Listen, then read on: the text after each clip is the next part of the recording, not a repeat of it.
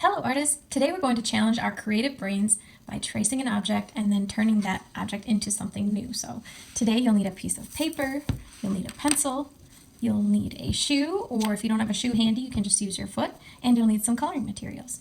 So you'll start off by placing your shoe or foot down on your paper, and please make sure that you use a pencil. We don't want to get marker on our shoes or on our foot, so make sure that you're tracing with a pencil. Just go nice and slow. Pencil should be pretty close to the shoe at all times. It might be bumpy, might not be perfect, and that's okay. And I'm going to press down a little bit harder now so that you can see what I mean.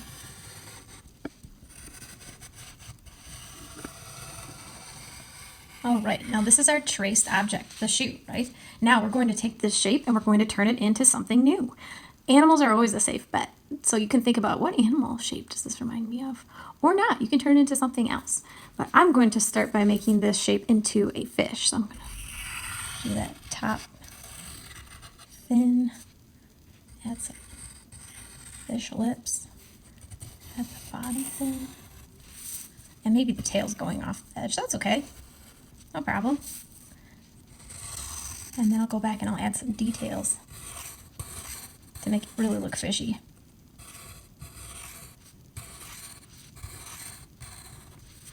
And once you've added the details to your shoe shape to make it into something new, then think about the background. What background would make sense for this? Well, of course, underwater, right? So I could think about, maybe there's some seaweed, maybe there's another little fish swimming by, just a tiny fish.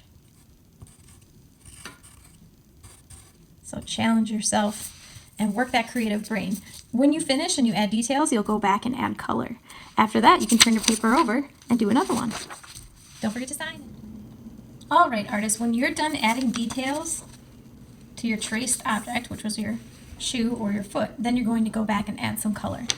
Think about all the coloring techniques and hints and tips and tricks that you've learned about over the past few weeks. Maybe you want to mix media. You want to use color pencils and crayons if you have them.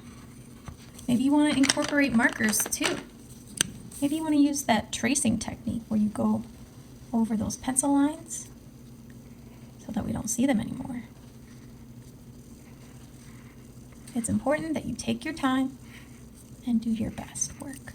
Don't rush. Listen for the click. Yeah. Practice, combine those techniques that we learned about. Pressing down hard with your crayon, tracing pencil lines, experiment with different pressures. Look at that. Using the same color, but it looks so very different because of the amount of pressure I'm using.